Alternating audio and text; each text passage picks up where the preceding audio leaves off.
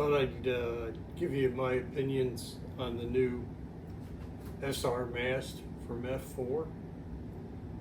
It's pretty radical, and to describe it in a fair manner, I'm going to talk about versions. If you watch my previous video where I talked about going from code to F4, I mentioned that the Orca was what I would call the code S V2 that I was looking for. So I'm going to talk about the differences, like their versions. So if you were to take this mast, which is the RC, I would call this a V2 mast compared to what we rode just a few years ago, called those a V1. It's 13 millimeters thick. It's 14 down here, right near the bottom of this paint. It's 113 up top. Skinny masts were tried in the early days.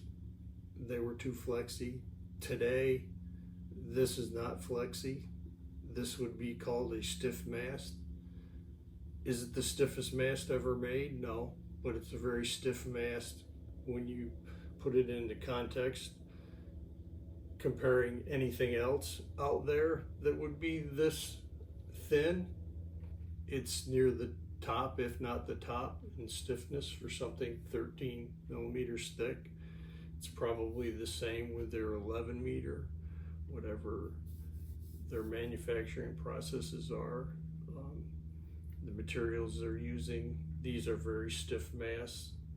If you want less drag and you want a V2 version of a mast compared to what you were riding just last year or the year before, where masts are more commonly in the 15 to 16 thick range.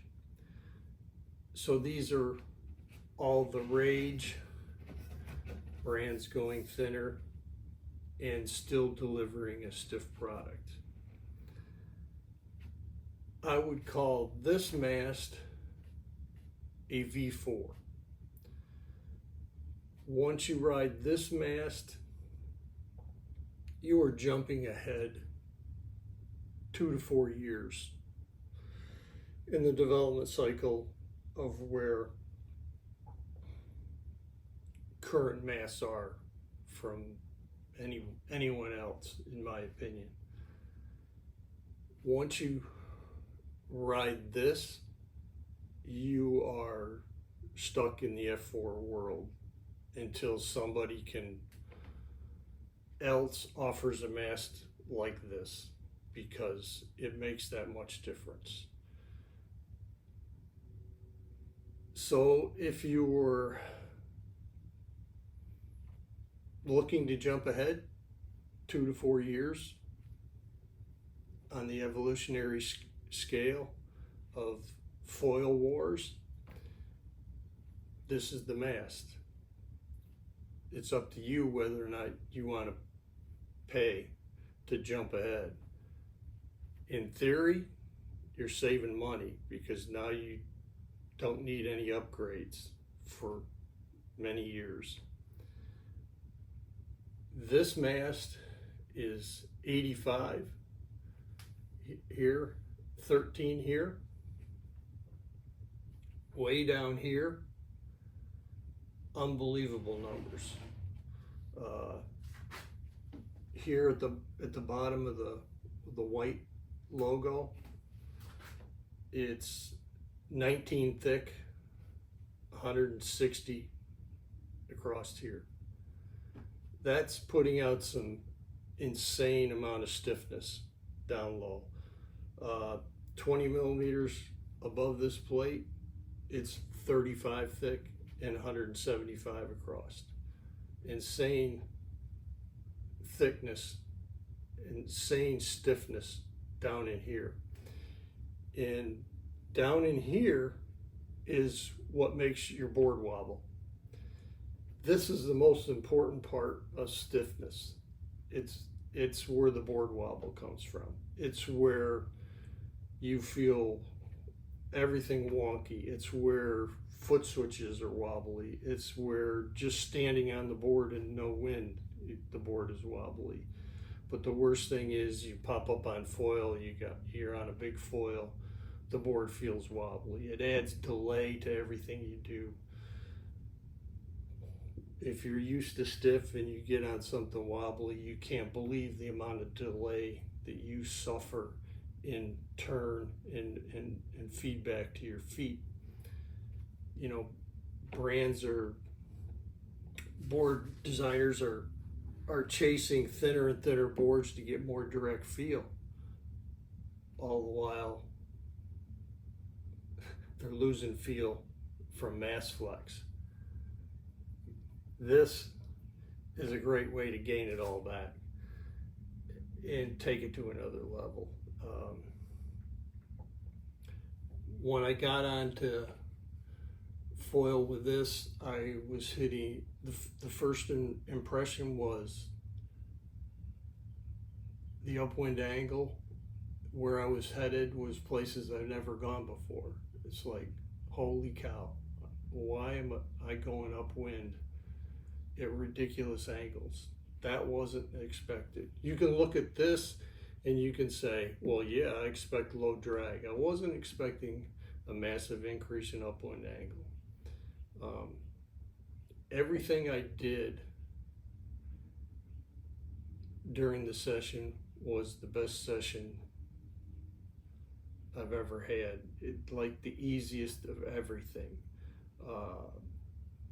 Being up and trying to pump and glide on crappy little river waves. The best that I've ever done. On this mast, it's an improvement. It's a V2, but I'm still a crap foiler. I'm a crap pumper. On this, I feel like Cane to Wild on crappy little banana river waves. Absolutely ridiculous. Jibes, you can do anything you want. You're not going to slow down. You're not going to come off foil. Just like the greatest ever.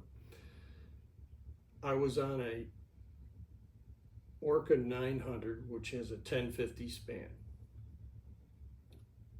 With a 1050 span, the foil carved and surfed like a mid aspect. Absolutely ridiculous the amount of resistance to turning this must create. It's a different world. It's a different sport.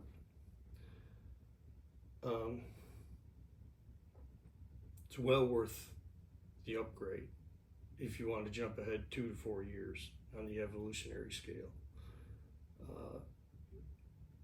Just amazing. And you look at this titanium and you say, why did they have to make titanium? That's so expensive. It's because this would have cracked and broke. If you look at what Kite is doing, their newest mast is narrower up in here, the cord, but it has to flare back out like this one. If it doesn't, it's gonna, over time, fracture right here from the flexing. The titanium lets it stay skinny all the way up and have a very small connection without the failure. So the details matter, and I commend F4 for having the courage to put this into production. Not everyone would have the courage because you just don't know if people are going to be willing to pay for this level of technology and performance.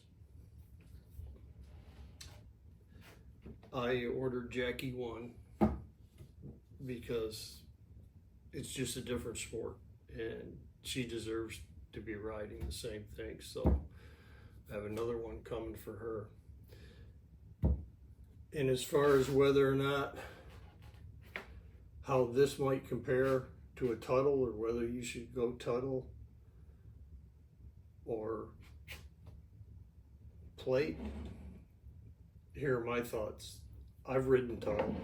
I used to kite foil Tuttle. The biggest advantage to Tuttle for me as a board builder was the weight. Huge weight reduction. As far as drag reduction, I never compared a Tuttle to a plate back to back on the same board, but I've compared identical boards with and without a handle. And with a handle, you hear the splash that the handle makes when your board kisses the water. So I'm going to guess that if I were to do a back-to-back with a Tuttle and a plate, I would hear the splash the plate makes. But I can tell you that this might look draggy when you're low on the mast, but this was significantly less draggy than this when I was low on the mast. I felt, must be all the drag reduction you get up here compensates for anything that you would get here, because this whole experience from this deep in the water to this deep in the water is lower drag than this. And as far as what's possible with Tuttle, it will never be possible to make a mast as stiff with a Tuttle as you can with a plate. And here's why. This is 5/8 of an inch thick, 15.9 millimeters. And this distance here is 155. So you're at 15.9 by 155. That's the most amount of material you can put in the bottom of the mast and gain anything. If you go wider cord, you don't gain anything. You can go thicker, but you'd be going thicker than this, and you're still going to have it fracture here. Unless this was titanium or something, you're going to fracture here, and you would think, nah, you're not going to fracture. I have had Tuttle windsurf fins back in the day when I had race fins that were actually made by Larry Tuttle himself out of G10. Real skinny cords, high performance, fast things, snap clean off flush just from flexing over time. So you can snap things if they're marginally designed. You go to this, and 20 millimeters off the bottom here, it's 35 thick and 175 here. Way stiffer than whatever you could do with a Tuttle. Why is a Tuttle the next big thing? I think it's a carryover from the racing world. In racing, people are running 300, 400, and 500 foils. That little bit of drag on takeoff matters. But we're not parawinging with 300, 400, and 500 foils. This is stiffer. This is going to be more direct connection. This is going to let you ride any size foil you want. And the difference in drag is, what I would guess is the sound of the splash when the plate hits the water. But once you're above plate height, forget about it. It's the same as the noise I heard with identical boards with a handle and without a handle. And yet we still got brands that insist on putting a handle on everything because they think the consumer wants that. When the designers know the difference, they should just say, I don't care what the public thinks. You should not have a handle in the bottom of your board. Suck it up and stop putting handles in them.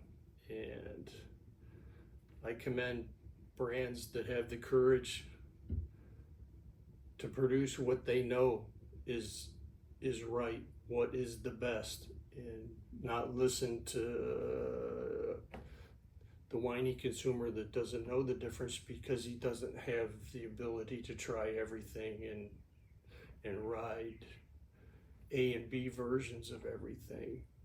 The brands, they know. If they've prototyped it, they know. And to have the courage to produce something like this, thank you, F4. It's amazing. And if you want to jump ahead to a V4 version of a mast where the future is, you can do that now.